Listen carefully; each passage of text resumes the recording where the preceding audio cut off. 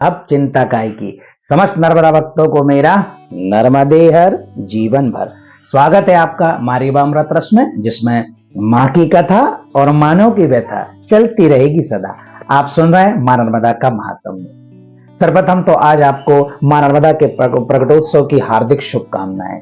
आज मैं आपको अपनी वीडियो में बताऊंगा कि माँ नर्मदा का प्रकटोत्सव कैसे हुआ, माँ नर्मदा कैसे प्रकट हुई है। इसके पीछे दो आधार हैं।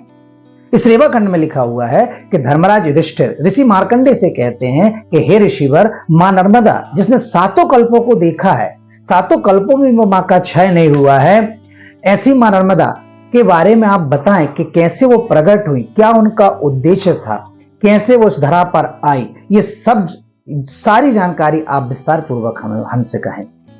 तब ऋषि मार्कंडे कहते हैं धर्मराज युधिष्ठिर से कि मां नर्मदा, इस जो रेवाखंड में लिखा है कि मां नर्मदा के इस धरा पर आने के 5 कारण हैं। मां नर्मदा इस धरा पर आई हैं इन 5 कारणों से।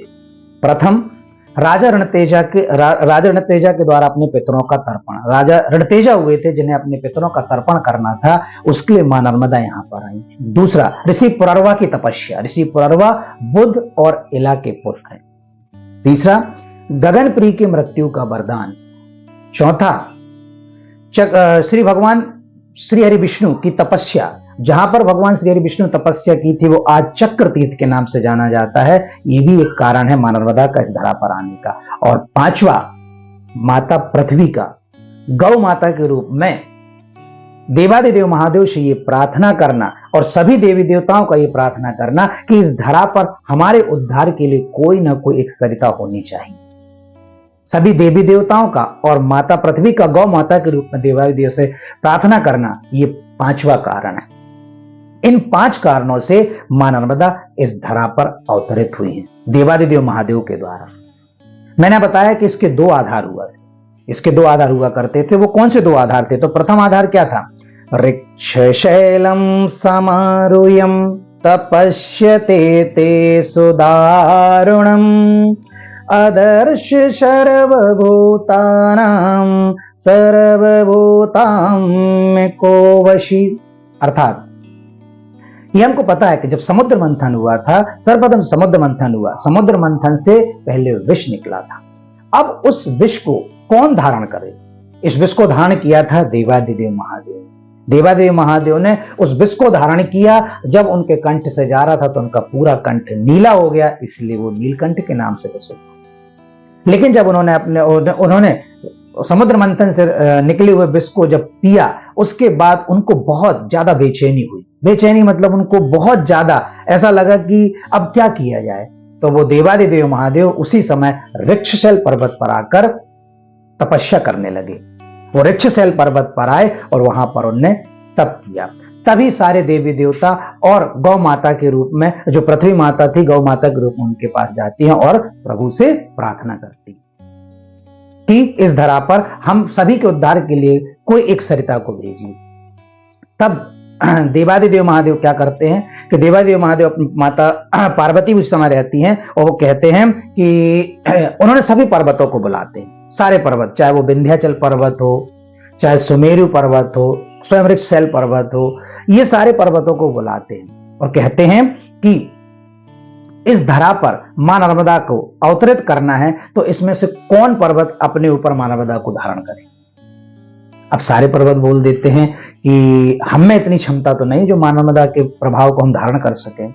तब विंध्याचल पर्वत कहता है कि देवादिदेव महादेव से कि प्रभु, मेरा पुत्र अर्थात मेकल, विंध्याचल पर्वत कहते हैं कि मेरा पुत्र मेकल मां नर्मदा के बेग को धारण कर लेगा। लेकिन जब मेकल पर्वत से कहा गया तो मेकल पर्वत कहते हैं महादेव से कि हे देवादिदेव महादेव, यदि मां नर्मदा की धार मेरे ऊपर पड़ेगी तो मैं पाताल लोक में चला जाऊंगा और फिर पाताल लोक के भी जितने हैं सबका उद्धार हो जाएगा। तब कुछ आप ऐसा उपाय करें कि मां नर्मदा के बेग को मैं धारण करने के लिए तैयार हूं, लेकिन आप ही कुछ ऐसा उपाय करें ताकि मैं पाताल लोक में ना जाऊं। तब महादेव क्या करते हैं? महादेव उनको आश्वासन देते हैं और माता पार्वती के साथ वो अपने त्रिशूल की जो त्रिखंडी होती है, त्रिशूल की त्रिखंडी पर माता को जल बिंदु के रूप में रखते हैं और मेकल पर्वत पर उन त्रिखंडी से जल बूंद को लेके आए थे, 17 बूंदों को वो वहां पर बांस के पेड़ में छोड़ते हैं। तो बांस के पेड़ से फिर मां नर्मदा निकलती हैं और 17 बूंदें उन्होंने उस बांस के पेड़ में छोड़ी। और चूंकि देवादिदेव महादेव के त्रिशूल की त्रिखंडी से माता आई थी, तो इसीलिए त्रिशूल को संस्कृत में शौण भी कहा जाता है। इसीलिए मां नर्मदा का एक नाम शौण भी है, इसीलिए शौण कहते हैं। और भोलेनाथ ने अपने त्रिशूल की त्रिखंडी पर मां नर्मदा को जल बिंदु के रूप में रखा और मेकल पर्वत की सबसे ऊंची चोटी पर बांस के पेड़ में छोड़ दिया और मां नर्मदा वहां से प्रकट हो गई। बोले नर्मदा मैया की जय। और जब मां नर्मदा वहां से प्रकट हुई, उसके बाद सारे लोग आए। कौन? ब्रह्मदेव आए। ब्रह्मदेव ने मां नर्मदा को क्या दिया? ब्रह्मदेव ने मां नर्मदा को चुनरी उड़ाई, स्वयं ब्रह्मदेव ने। इंद्रदेव ने मां नर्मदा को मुकुट पहनाया, माता पार्वती ने उन्हें त्रिशूल दिया और स्वयं समुद्र राज ने आके उनको मगर दिया था। मां नर्मदा जिस पर सवारी करती है वो मगर है। वो किसके द्वारा दिया गया था? वो स्वयं समुद्र देव के द्वारा दिया गया था। अब मां नर्मदा मेकल पर्वत पर आती है और मेकल पर्वत की सबसे ऊंची चोटी, जिसको हम आज अमरकंटक के नाम से जानते हैं, उसी अमरकंटक से मां नर्मदा प्रवाहित हुई हैं और वहां से फिर धीरे धीरे उन्होंने विशाल रूप धारण किया है। अब मां नर्मदा एक छोटी सी कन्या के रूप में रहती हैं। स्वयं माता पार्वती उन्हें झूले में झुलाती है। माता नर्मदा को झूला बहुत पसंद है, उनको पालने में झूलना बहुत अति आनंदित कर देता है। मां नर्मदा को स्वयं माता पार्वती झूले में झुलाती है, उनके लिए झूला लगाती हैं, पालना बिछाती है कि मां नर्मदा उसमें झूलेंगे और स्वयं झुलाती है। उसके बाद मां गंगा भी आकर मां नर्मदा को झूला झुलाती है। ऐसे मां नर्मदा का प्रकटोत्सव हुआ। ये प्रथम आधार था। इसका एक दूसरा आधार भी रेवाखंड में लिखा हुआ है कि कैसे मां नर्मदा इसका प्रकटोत्सव हम मनाएं और कहां से मां नर्मदा प्रकट हुई? अमरकंटक से। इसका भी एक दूसरा आधार है जो आप देखेंगे मेरे दूसरे वीडियो में। इसी प्रकार मां नर्मदा के महात्म्य को जानने के लिए आप देखते रहिए मां रेवामृत रस, मां की महिमा विस्तार से। सभी नर्मदा भक्तों से मेरा निवेदन है कि मां नर्मदा के महात्म्य को गहराई से जानने के लिए आप मां रेवामृत रस चैनल को सब्सक्राइब करें। नर्मदे